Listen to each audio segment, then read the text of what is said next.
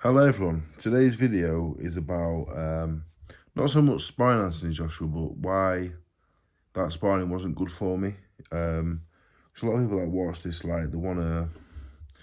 A lot of people that are like getting into the boxing, getting into the coaching, and I remember when I started sparring Anthony Joshua, I just remember thinking, right, if I keep sparring this fella, I'm going to improve. Like, you can't not improve sparring good fighters or great fighters, and I made a huge mistake in thinking that. Sparring for me is the second best thing you can do for boxing, for improving as a boxer. But with Anthony Joshua, I remember sparring him for the Olympics, and I reckon we did maybe 4 rounds, 5 or 6 times, and that was amazing for me. Like, I remember thinking, wow, I really improved off the back of it. I got so much out of it. And if I could go back in time now, that would have been it finished. Like, that was it. That was it. That was enough. That's what I needed. That was it. So what I should have done is done that sparring. You know, there was competitive rounds at the time. I was in a lot better shape. You know, I was young, hungry. I was boxing amateur at the time, and yeah, it was the right sparring. But the problem is, I just kept going and going and going. And as he turned pro, the 4 rounds turned into 6, 8, and 10. My shape worsened. And you know what? More than that, not making no excuses, because I was still half fixed. It was around, yeah, I was still half fixed. I just turned pro, but he just improved, and I just kept sparring 6, 8, 10 rounds. I was up there 2 or 3 times a week sometimes. And the damage I took in sparring, of course, that's bad. Of course it is. But that's not what this video is about, really. Took a lot of damage, took a lot of fists. Look at my nose. That was from all that sparring. But I turned into a survivor. When I first started sparring Anthony Joshua, I was a winner. You know, I had 10 amateur fights, I won 9. Not a lot of fights, but I was a winner. All I did really was win. The fight I lost, I thought I won. All I did was win. Every time I sparred, I won the spars. That's what I was. I was knocking you out. All of a sudden, I'm sparring Anthony Joshua 2 or 3 times a week, and I've gone from being competitive to now he's improved, and I'm second best. I'm not winning a single round, really. And that's going on for a couple of weeks, maybe a couple of months. And then he's improving again. And now I've gone from not winning a round to just surviving the rounds. And if I was coaching me at the time, I'd have been like, look, this is a waste of time. I wasn't getting paid. I wasn't getting nothing out of it. And, you know, I was an unbeaten pro. I wasn't looking to make a career out of surviving in the away corner. I wanted to be a winner.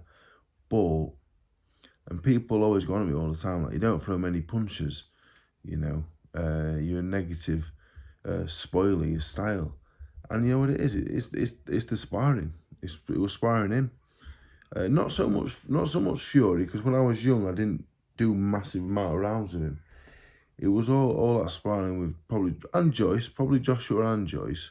And since that, I stopped winning rounds, even against the kids that weren't that good.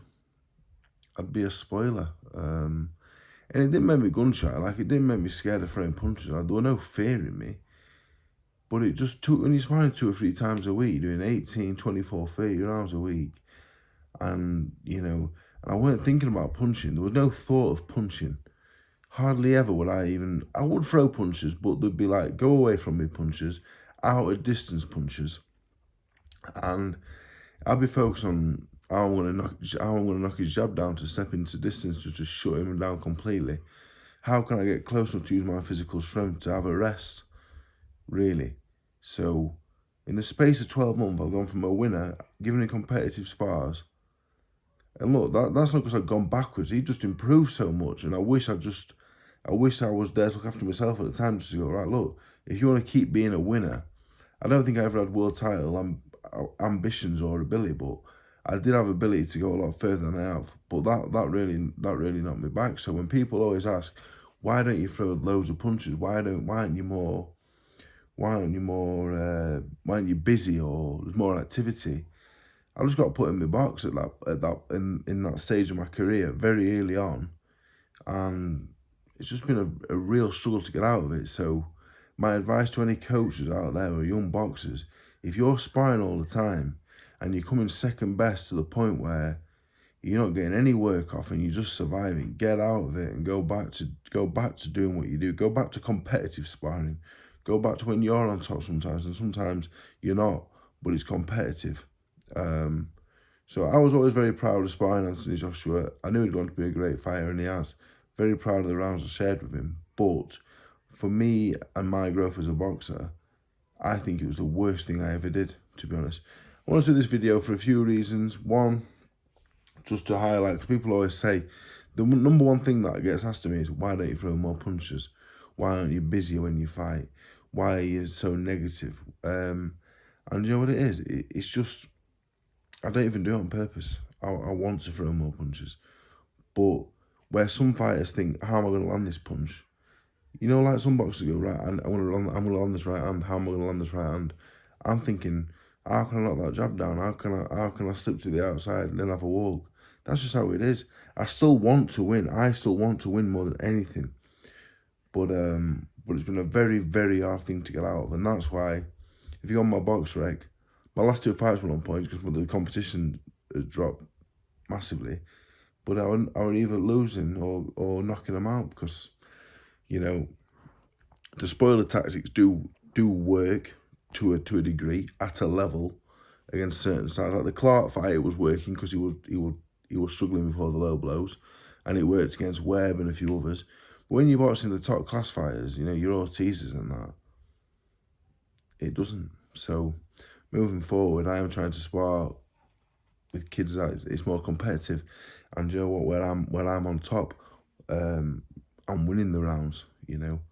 But I sparred them a couple of times and I let them move on because I know it's no good for them. So this video today, hopefully it makes sense to people. Anyone that's watching this, you know, boxers or coaches, it makes sense. And hopefully it's just an insight, again, to the world of a sparring partner, really. I did become a sparring partner. People said you're just a sparring partner. And over time, I wouldn't disagree with it, you know. I'm still trying to get out of it now at 32. But hopefully that was an insightful video anyway. Thank you.